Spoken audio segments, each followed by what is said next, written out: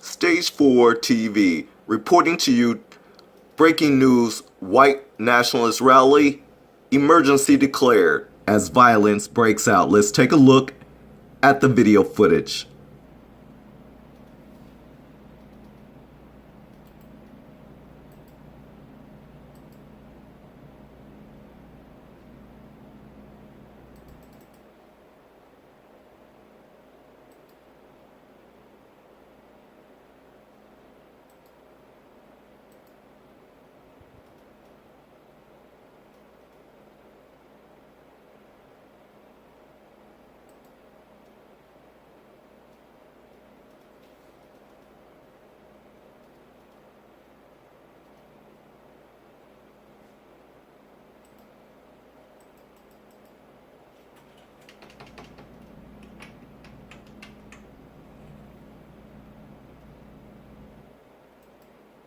Have cleared Emancipation Park, formerly known as Lee Park, the park that holds the statue of Confederate General Robert E. Lee, the center of today's controversy.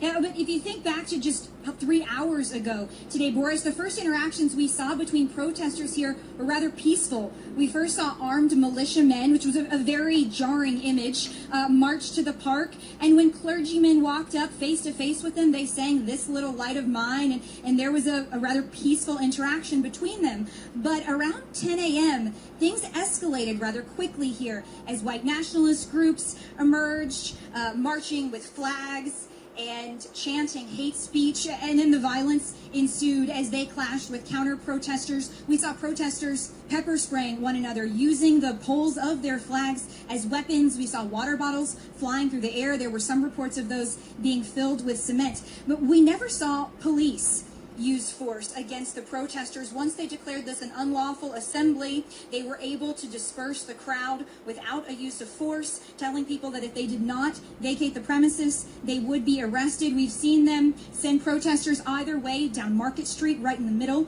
of downtown Charlottesville. And Jason Kessler, who was the organizer of the alt-right event Unite the Right today, he went to his Twitter Periscope feed as he left this gathering saying, "This is not over." He is a native of Charlottesville. He lives in Albemarle County. He says he and the people he's gathered here this weekend will be here all weekend, Boris. Well, the Charlottesville mayor, Michael Signer, made no bones about it. He said he was disgusted that the white nationalists had come to his town and blamed Donald Trump for inflaming racial prejudice with his campaign last year. Quote, "I'm not going to make any bones about it. I place the blame for a lot of what you're seeing in America today right at the doorstep of the White House and the people around the president," unquote. Charlottesville, nestled in the foothills of the Blue Ridge Mountains, is a liberal-leaning city that's home to the flagship University of Virginia and Monticello, the home of Thomas Jefferson. The statue's removal is part of a broader city effort to change the way Charlottesville history of race is told in public spaces. The city has also renamed Lee Park, where the statue stands, and Jackson Park, named for Confederate General Thomas Stonewall Jackson.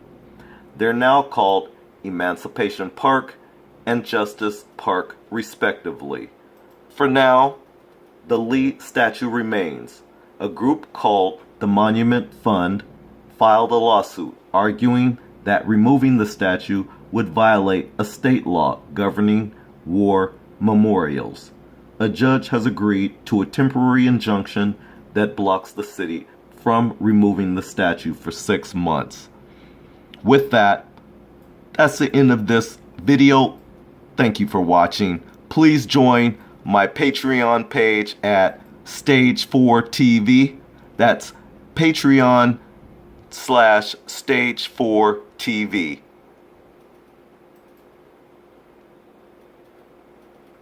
Please also join my YouTube channel, Stage 4 TV. As well, you can send me articles or suggestions at stage4tv@gmail.com.